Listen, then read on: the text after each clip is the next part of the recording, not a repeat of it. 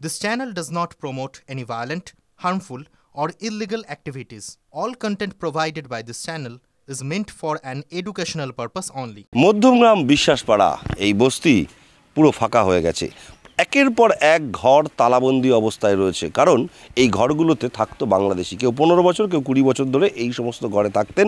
এই যে পাশে লাট করা নোংরা কোড়ানো রয়েছে, এই নোংরা কাগজ, কাটা কাপড় এইসব কুড়িয়ে নিয়ে এসে তারা বিভিন্ন জায়গায় বিক্রি করে দিতেন।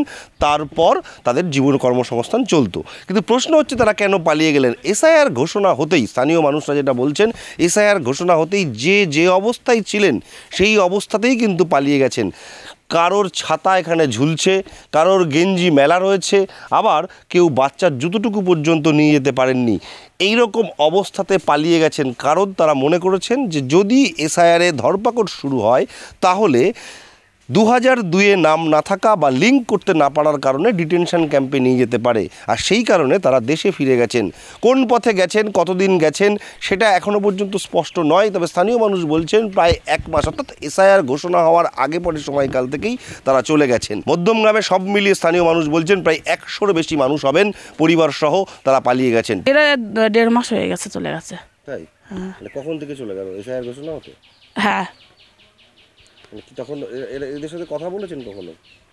এদের সাথে? হ্যাঁ, আমাদের সাথে ওটা বাসাও করতো, আমাদের বাড়ি যাওয়া আসাও করতো। অনেকে তো ভোটে নামও তুলেছিল। হ্যাঁ, আছে তো, সব আছে এদের। কি আছে? আধার কার্ড আছে, রেশন কার্ড আছে, আই কার্ড আছে, কিন্তু 2001 সালে 2 সালের নেই। তাই চলে গেছে ভয়তে। ভোট দিত এরা? হ্যাঁ। লক্ষ্মী ভান্ডার? হ্যাঁ, লক্ষ্মী ভান্ডারও আছে।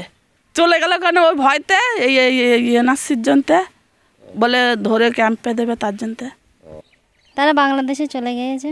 কেন? ওই এসআরে ভয়ের জন্য। এইখানে তো ওরা ভোট টোট দিত।